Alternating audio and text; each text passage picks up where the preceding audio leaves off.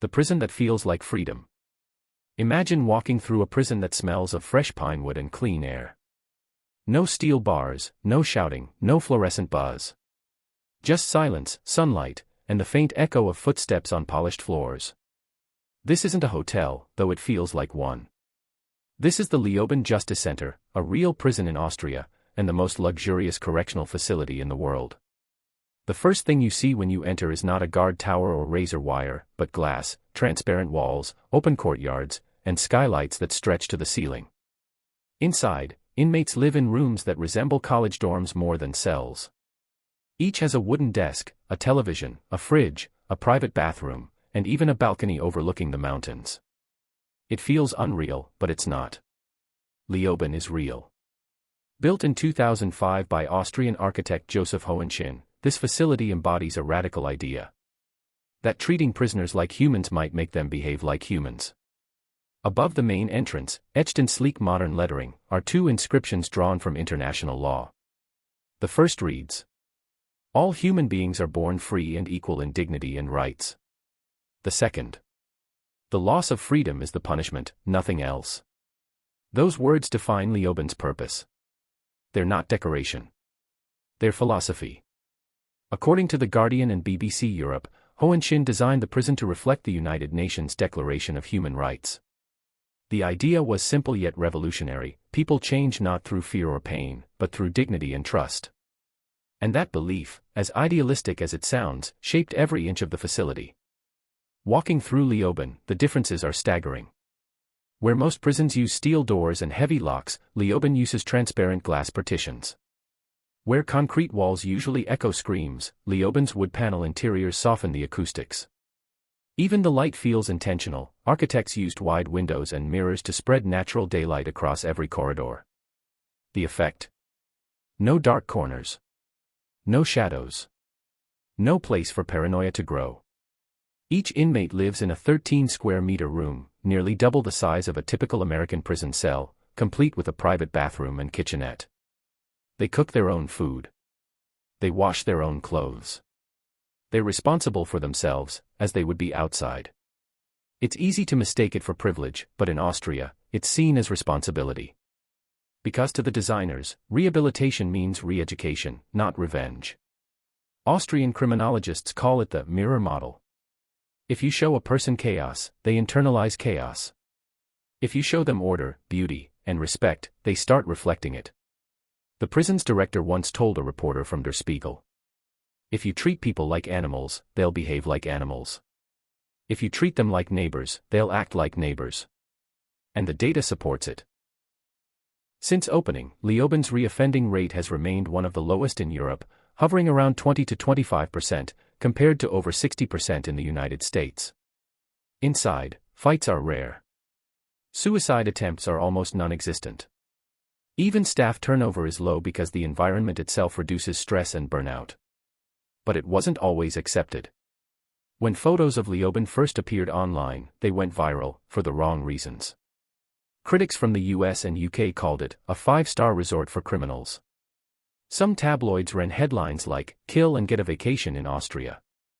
Politicians argued that it mocked justice, that victims suffered while offenders relaxed in comfort. Yet supporters countered with hard evidence. According to OECD crime statistics and Austrian Justice Ministry reports, nations with humane prisons have significantly lower incarceration and reoffense rates. In other words, the soft approach works. The argument, however, runs deeper than statistics. It's philosophical. Can comfort reform? Or does it simply erase the consequence of crime? To understand that, you have to look closer at the people inside. Leoben houses offenders ranging from financial fraudsters to violent criminals, though it's mainly designed for lower-risk inmates. Many are first-timers serving short sentences. Some are fathers. Others, immigrants. A few are young men who made one irreversible mistake. One former inmate, identified only as Thomas H., told the Austrian newspaper Kleine Zeitung after his release, "The walls here don't crush you. They remind you that you still have value. That's harder than punishment, because you have to live up to it." That's the paradox of Leoben. It doesn't humiliate. It holds a mirror. It forces reflection through calm instead of chaos. Education is mandatory. Every inmate must either work, study, or train for a profession. The facility includes classrooms, computer labs, and even workshops for carpentry and metalwork. Some inmates complete apprenticeships recognized by the Austrian Labor Ministry, giving them real qualifications upon release. Their day is structured like a job, not a sentence. They wake, cook, study, clean, and rest on their own schedule, under light supervision. There's no yelling, no cell block lockdowns, no riot sirens.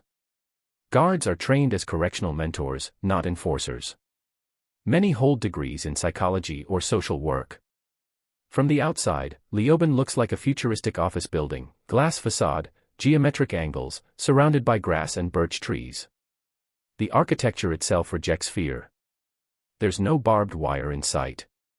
Instead, the perimeter is secured through discrete fencing and advanced monitoring systems hidden within the design. It's not that Leoben ignores security. It redefines it. Safety, here, comes from stability, not control. The inmates have something to lose: respect, trust, privileges, and progress. When you give a man something valuable, he starts protecting it, even if it's his own second chance. But not everyone sees it as redemption. Critics across Europe, particularly in Germany, the UK, and the US, argue that Leoben's approach risks glamorizing incarceration. That comfort undermines justice. That empathy blurs the moral line between victim and perpetrator.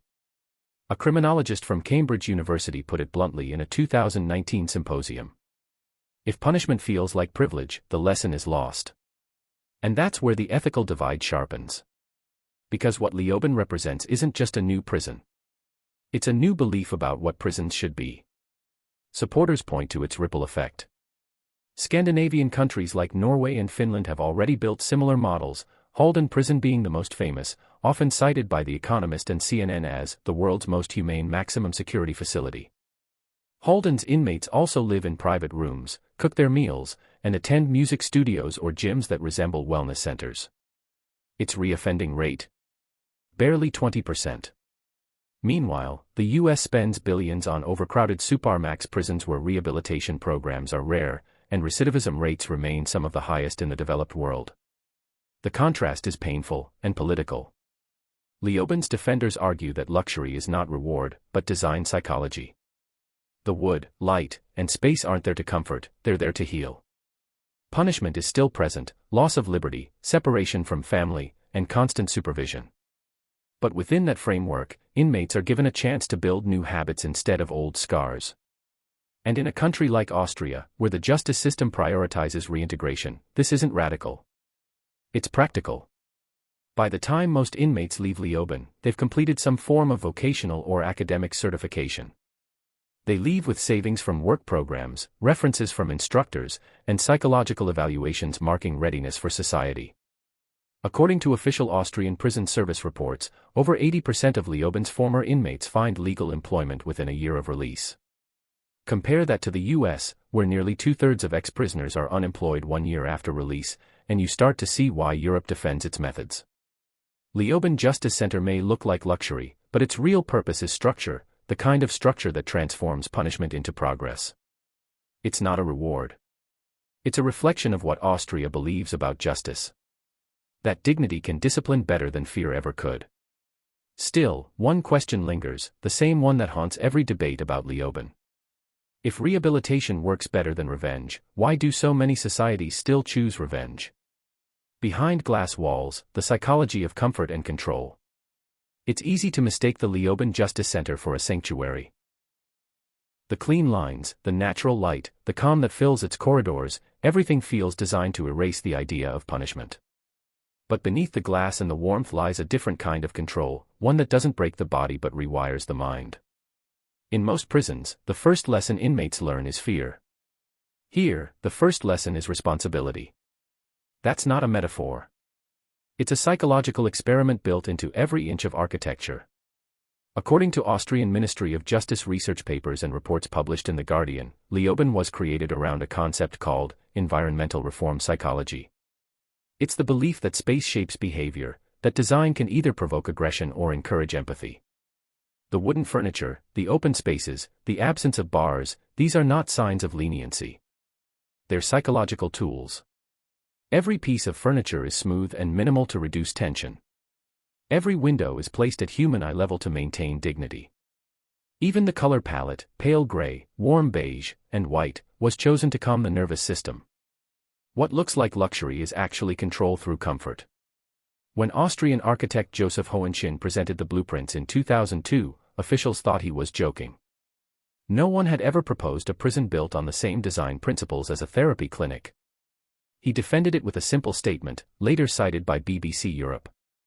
We want to design a space that teaches self-respect, not self-loathing. And that's the paradox. In Leoben, the punishment isn't violence or confinement, it's reflection. The glass walls don't just let light in. They let your thoughts bounce back at you. Every reflection reminds the inmates what they've lost: freedom, privacy, and the right to vanish. In traditional prisons, men hide behind shadows. Here, there are no shadows left. Criminologists call this transparent rehabilitation. Everything is visible, every corridor, every interaction, every mistake. There's no dark corner to hide anger, no place to store hate. When inmates lash out, they're seen immediately. When they cry, they're seen too. That visibility changes behavior. An internal study conducted by Austria's Penal Reform Council in 2018 found that aggression-related incidents at Leoben were nearly 85% lower than at comparable facilities. Not because inmates were happier, but because they were constantly being mirrored, both physically and emotionally. In Leoben, privacy is limited, but dignity is preserved. And that balance, visibility without humiliation, is what makes it work. One psychologist who worked with the facility, identified in reports as Dr. Marianne Eder, described it this way. Leoben doesn't control inmates with fear. It controls them with conscience. That line captures the heart of Austria's penal philosophy, a belief that long-term change comes from confronting yourself, not the system. Every clean surface, every open window, every reflection forces inmates to face who they've become. And that's harder than any locked cell. Daily life inside Leoben is quiet but structured. Mornings begin at 7 a.m. Inmates prepare their own breakfast, bread, fruit, coffee, then head to education or work programs. There's a carpentry shop, a metal workshop, and a culinary lab where they learn to cook. Afternoons are spent studying or exercising in a small but fully equipped gym. Evenings are personal time, reading, journaling, or calling family from supervised lounges that resemble university common rooms. The most radical part? There's no screaming. No clanging metal. No guards pacing with batons. The quiet itself is the punishment. As one inmate put it in a Der Standard interview, silence makes you think too much. It's harder than noise. Leoben's staff are trained differently too. Correctional officers are selected for emotional intelligence as much as discipline. They receive training in communication, negotiation, and conflict de-escalation. Inmates address them by name, and they address inmates the same way. There are no shouted orders, no numbers, no nicknames. This level of mutual recognition is deliberate. According to the Austrian Prison Act, inmates retain their civic rights except for freedom of movement. That law forces every employee to treat them as citizens, not captives. It's this legal framework, not just architecture, that separates Leoben from nearly every other prison on earth. Yet not everyone adapts easily. For some, the calm is unbearable. One former inmate, identified in a BBC feature as a repeat offender, said the hardest part was the quiet. In other prisons, you survive by shutting down your mind. Here, you can't. It's too peaceful. You start hearing yourself again. And that's when the guilt hits. That guilt is intentional. Leoben's architects designed spaces that blur the line between punishment and therapy. Inmates can't escape their own thoughts, and that's the point. The facility's clinical brightness makes every memory sharper, every regret louder. Many prisoners break down during their first few weeks, not because they're mistreated, but because the environment forces introspection.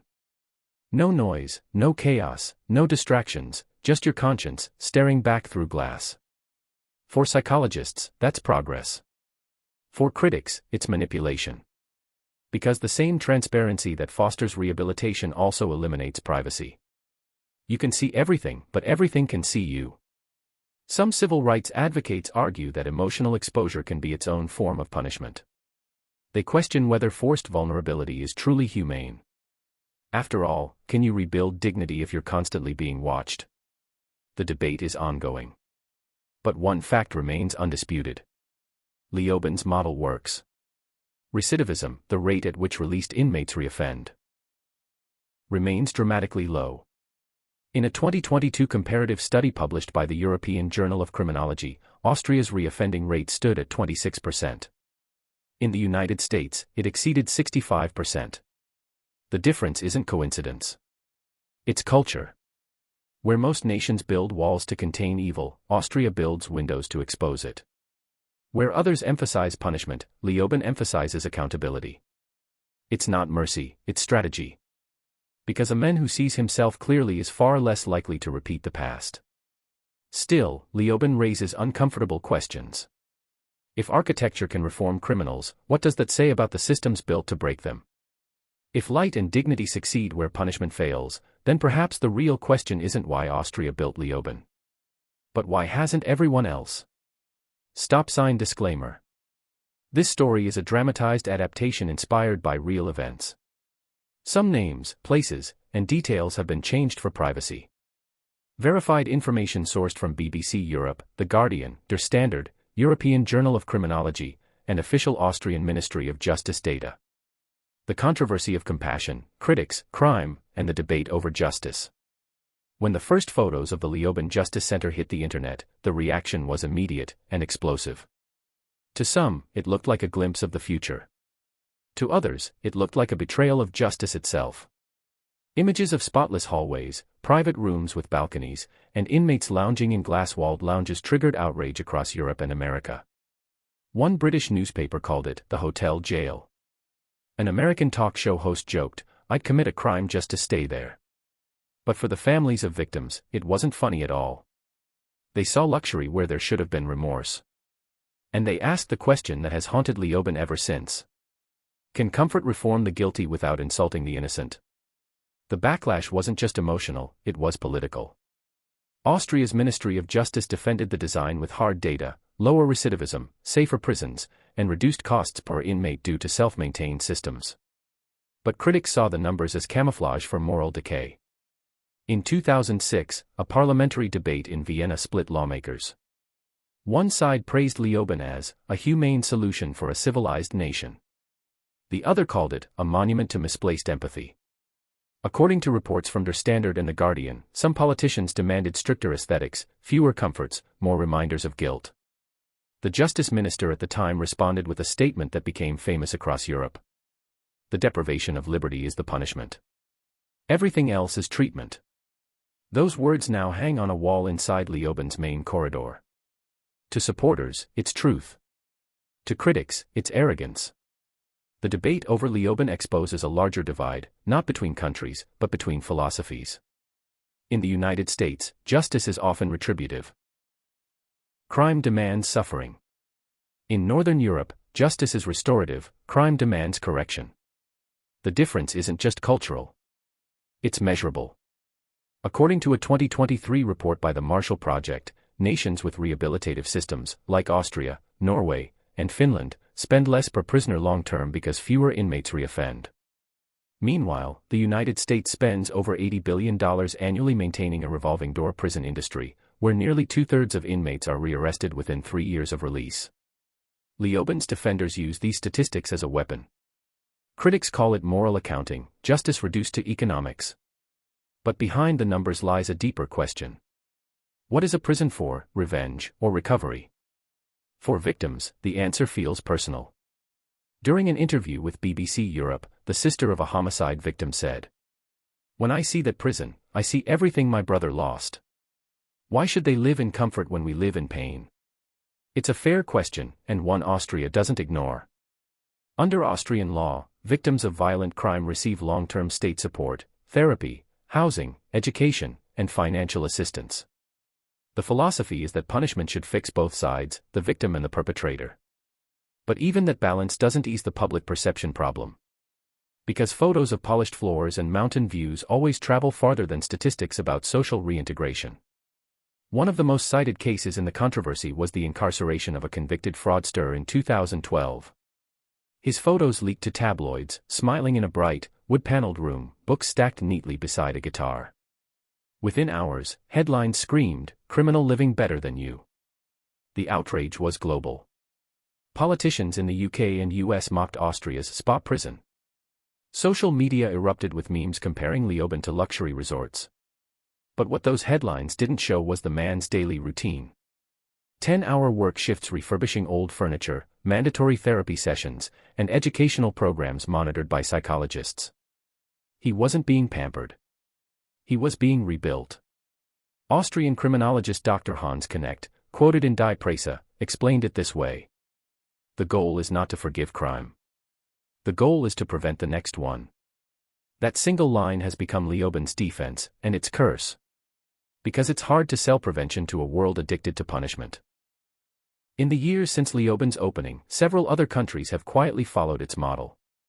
Norway's Halden prison, Finland's Suomenlinna, and Germany's Neustrelitz youth facility have all adopted design philosophies inspired by Austria's experiment.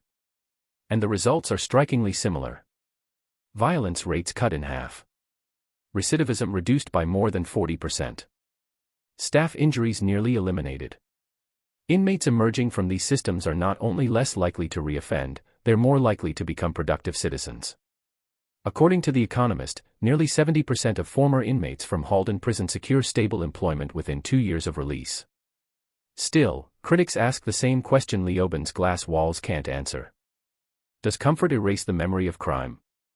Some psychologists argue that it doesn't, it magnifies it. When inmates are treated like humans again, the contrast between their past violence and their present dignity becomes sharper. That awareness breeds remorse, not arrogance. A 2020 study from the University of Vienna's Department of Criminology found that inmates in rehabilitative prisons displayed significantly higher rates of guilt recognition and empathy compared to those in punitive environments. Simply put, shame works better in silence than in suffering. But there's a fine line between reflection and reward. And every photo of an inmate smiling in Leoben makes that line harder to see. One American warden interviewed by Time magazine called Leoben a fantasy. He said, "You can't give murderers balconies and call it rehabilitation." But even in the US, cracks are forming in that hardline belief.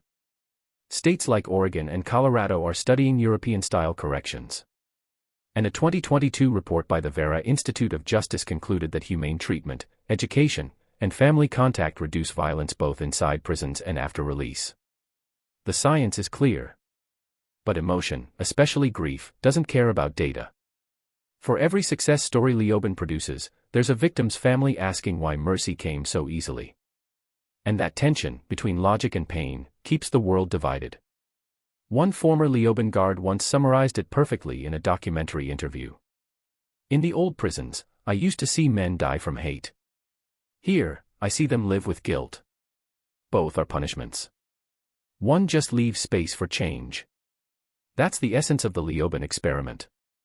It's not about forgiveness. It's about creating the conditions for conscience to survive. Because without conscience, justice is just revenge, and revenge doesn't end cycles of crime. It feeds them. Yet for all its success, Leoben still walks a tightrope between innovation and outrage. It's both a model and a myth, proof that civilization can be merciful, and a reminder that mercy always costs someone something. Whether that cost is dignity or vengeance depends on which side of the bars you stand on. Stop sign disclaimer. This story is a dramatized adaptation inspired by real events. Some names, places, and details have been changed for privacy. Verified information sourced from BBC Europe, The Guardian, Der Standard, The Economist, University of Vienna Criminology Studies, and the Marshall Project. The future of justice, can the world learn from Leoben? The Leoben Justice Center was never meant to be famous. It was meant to be an idea, quiet, local, unremarkable. But when the world saw its glass walls and polished wood interiors, it became something else entirely. A mirror held up to every nation's conscience. Because Leoben doesn't just ask how we punish. It asks why. It's been nearly 2 decades since Austria built its so-called 5-star prison, yet the debate it sparked hasn't faded. Some call it a revolution in rehabilitation. Others, a dangerous illusion.